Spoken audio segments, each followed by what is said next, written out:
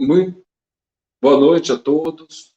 Que a paz de nosso Mestre Jesus esteja presente em nossos corações nesse instante. Vamos elevar a Ele nossos pensamentos de gratidão, de amor, de paz, pedindo para Ele a serenar nossos corações, transmitir a sua energia, a sua benevolência, para que nossos corações possam bater sincronizados com Ele, com o Senhor. Que a gente possa se harmonizar com o pensamento do Mestre, a fim de viver as suas palavras, de colocar em prática seus ensinamentos, em nosso próprio benefício.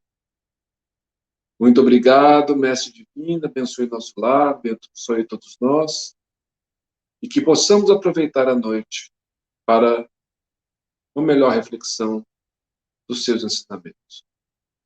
Que a paz do alto esteja conosco hoje e sempre. Que assim seja.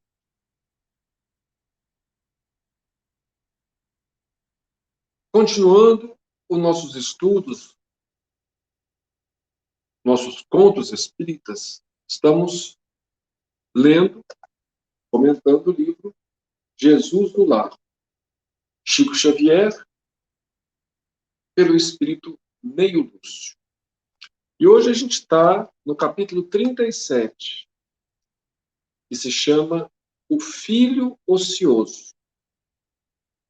Relembrando, para aqueles que ainda não leram esse livro, ou não ouviram alguns nossos comentários, que esses textos, cada capítulo se refere a um dia em que Jesus se reunia ao anoitecer na casa de Simão Pedro e ali conversava e ensinava o seu evangelho de luz para os seus discípulos, para os familiares dos discípulos, para amigos, para vizinhos, para todos que quisessem ouvir.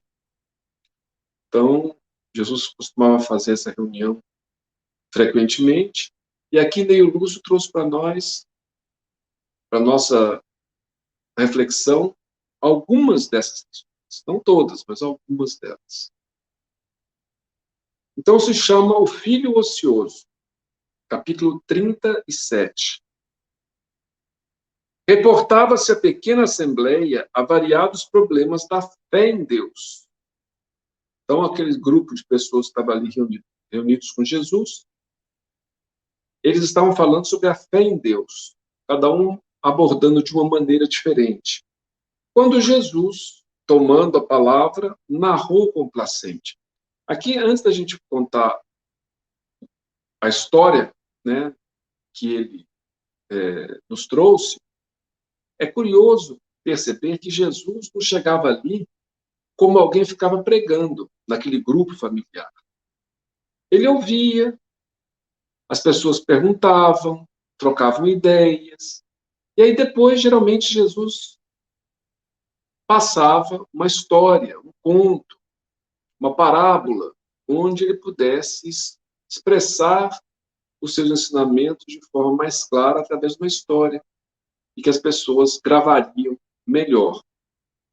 Então aqui Jesus narrou nessa ocasião. Um grande soberano possuía vastos domínios, terras, rios, fazendas, pomares e rebanhos eram incontáveis em seu reino prodigioso. Então, falando de um grande soberano, geralmente quando Jesus usa essa expressão, ele está fazendo uma analogia a Deus, né? Então, aqui ele está falando de um grande soberano, de um grande rei, que possuía vastos domínios, terras, rios, fazendas, pomares, rebanhos, etc. E eram muitos. Vassalos inúmeros serviam-lhe a casa, em todas as direções. Tinha várias pessoas que serviam a casa dele. Alguns deles nunca se perdiam dos olhos do Senhor de maneira absoluta. De tempos em tempos, visitavam-lhe a residência. Ofereciam-lhe préstimos ou traziam-lhe flores de ternura, recebendo novos roteiros de trabalho edificante. Outros, porém, viviam a bel prazer nas florestas imensas. Estimavam a liberdade plena com declarada indisciplina. Então, enquanto uns, por mais longe que eles trabalhassem, vivessem, eles sempre visitavam o soberano, né? Iriam oferecer alguns préstimos, o que eu posso auxiliar o senhor, né? Traziam flores, e aí recebiam novas instruções. Outros viviam a bel prazer nas florestas imensas. Então, tem uns que viviam do jeito que queriam, sem ligar a mínima para o rei, né? Para a existência do rei. Eram verdadeiros perturbadores do vasto império. Porquanto, em vez de ajudarem a natureza, desprezavam-na sem comiseração.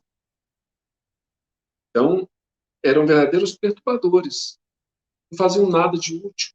Ficavam perambulando e, em vez de ajudarem a natureza ali, né, as plantas, os animais, as florestas, aquela coisa toda, desprezavam essa natureza. Matavam animais pelo simples gosto da caça. Então, matavam bichos só por prazer. Envenenavam as águas para assassinarem os peixes em massa. Perseguiam as aves ou queimavam as plantações dos servos fiéis, não obstante saberem no íntimo que deviam obediência ao poderoso Senhor. Então fazia tudo isso, né? Perseguiam animais, matavam, colocavam fogo, né, nas plantações dos servos fiéis. Então eles faziam tudo isso, mas eles sabiam no íntimo que eles deviam obediência ao poderoso Senhor.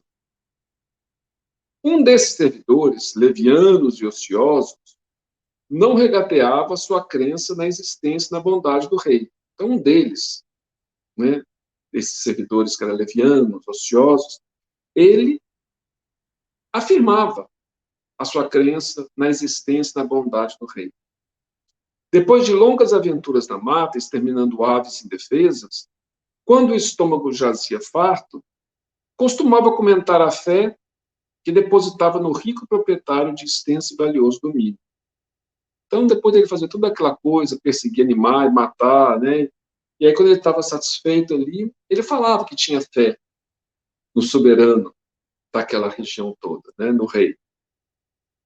Um soberano tão previdente quanto aquele que soubera dispor das águas e das terras, das árvores e dos rebanhos, devia ser muito sábio e justiceiro. Explanava. Sutilmente, todavia, escapava-lhe a todos os decretos.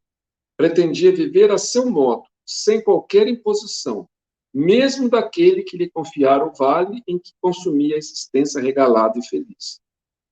Então, embora ele reconhecesse o soberano, visse, né, como ele era sábio ao organizar todo aquele reino daquela maneira, né, ele escapava dos decretos, né, não aceitava as regras impostas pelo rei e pretendia viver do seu jeito, sem qualquer imposição, mesmo daquele que lhe confiara o vale em que consumia a existência.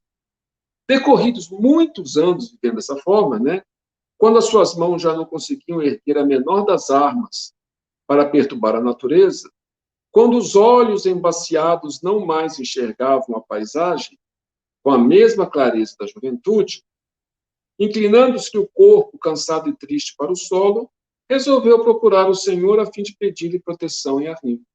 Então, quando chegou à velhice, ele não conseguia nem levantar as armas para ferir a natureza, né?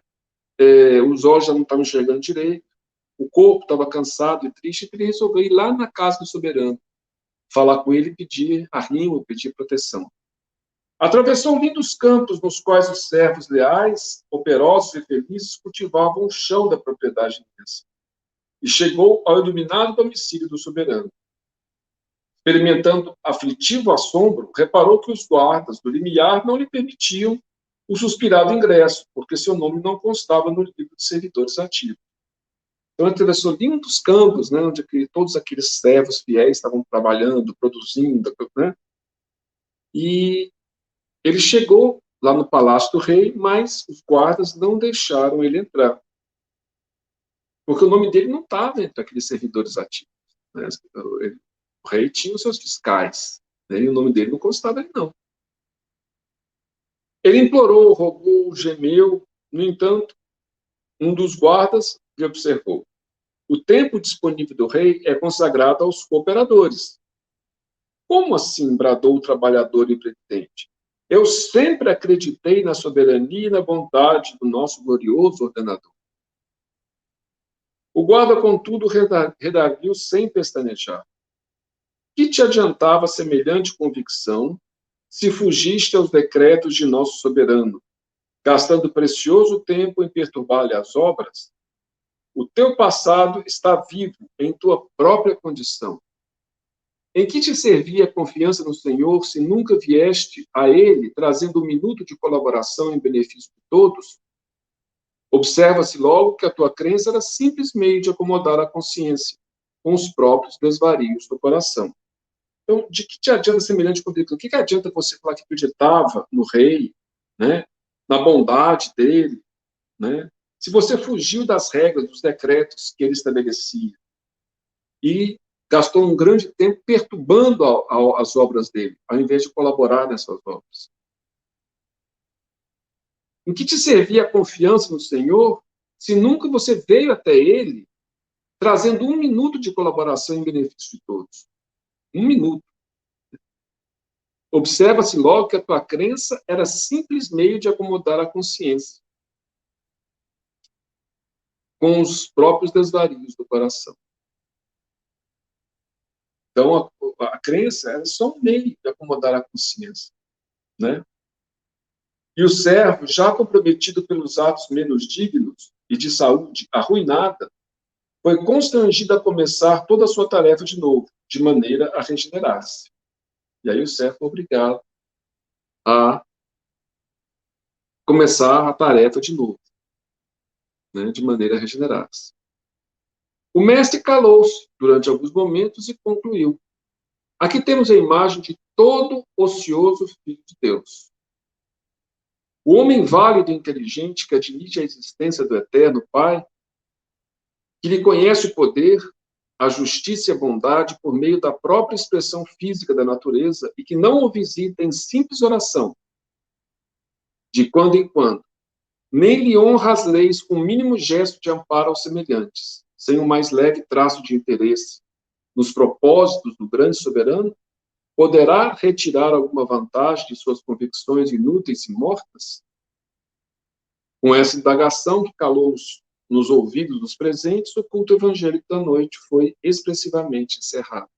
Então, aqui Jesus, resumindo a história, né, e mostrando o significado dela, ele fala: o homem inteligente vale, que admite a existência de Deus, admite a existência do Eterno Pai, né, por meio da própria expressão que ele falou: nossa, a natureza é muito bela, realmente Deus existe, é uma coisa maravilhosa, mas nunca faz uma prece a Deus, né, buscando forças, conselhos, buscando compreensão, e ao mesmo tempo não honra as leis dele, né, não obedece às leis de Deus.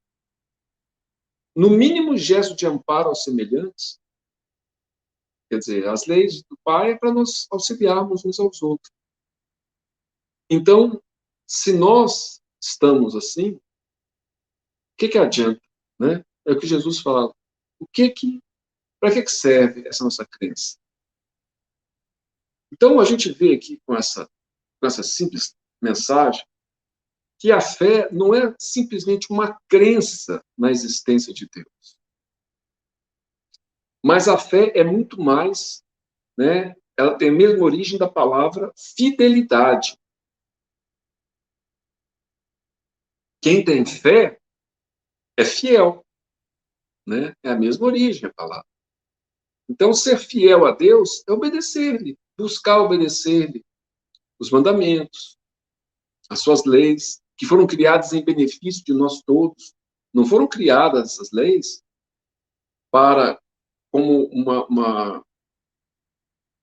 algo arbitrário da parte de Deus. Não, foram criadas com inteligência, com conhecimento, com amor, para que nós pudéssemos, né, viver em paz, em alegria, felicidade uns com os outros. Mas a gente desobedece essas leis. Então, o que acontece? A gente acaba se afastando de Deus. Então, não adianta falar, eu creio em Deus. Tem muita gente que fala, eu sou crente em Deus, eu creio no mundo espiritual, eu creio em Jesus, mas nós buscamos ser fiéis a Jesus. Nós buscamos viver os ensinamentos, perdoar, por exemplo. Né? A gente alimenta a mágoa, alimenta rancor, ou busca, sinceramente, forças para perdoar. Quando alguém nos magoa, quando alguém nos fere, quando alguém é ingrato, é injusto conosco, pelo menos do nosso ponto de vista, como é que a gente age? Como é que Jesus nos ensinou? Perdoar 70 vezes, 7 vezes. Perdoar sempre. Nem sempre a gente consegue, mas a gente se esforça e pede ajuda espiritual. Pede aos mentores amigos, pede aos irmãos que nos envolvam o coração. Enche-o de luz. Enche nosso coração de bondade, de compreensão, de tolerância. Né? Que a gente possa controlar os nossos impulsos negativos. Então, esse é o esforço que a gente faz. Então, a oração e o exercício, né, da virtude, buscando se harmonizar com as leis eternas, com as leis de Deus. Esse é o propósito da nossa vida aqui na Terra. Né? Então, a gente não pode... Muita gente fala, eu sou espírita. Eu acredito nos espíritos. Eu acredito na comunicação. Eu acredito na reencarnação. Mas a mensagem espírita é a mesma mensagem cristã, que tem como princípio, fora da caridade não há salvação. Fora do amor ao próximo, do amor até aos inimigos, nós não conseguimos nos salvar do ódio, do rancor, da mágoa e de todos aqueles sentimentos que nos fazem mal, de todos aqueles sentimentos que nos prejudicam e que transformam a nossa vida, às vezes, num verdadeiro inferno. Então, esse é o sentido, né, que Jesus explicou da sua história.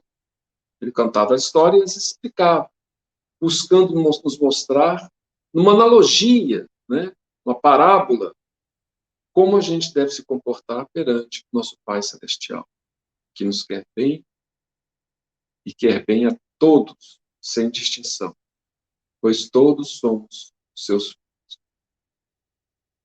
Muita paz a todos, que Jesus possa nos abençoar, nos fortalecer, nos iluminar. Vamos agradecer a Deus por essa oportunidade que tivemos de refletir. Lembrar que todos nós somos irmãos. Todos nós somos amados pelo nosso Pai. E quer também que nós aprendamos a nos amar uns aos outros, sob a sua bênção, sob a sua luz. Obrigado a todos que nos acompanharam e possamos todos nós ter um ótimo final de semana, uma ótima semana próxima, e que Jesus esteja presente em nossos corações, agora e sempre. Que assim seja.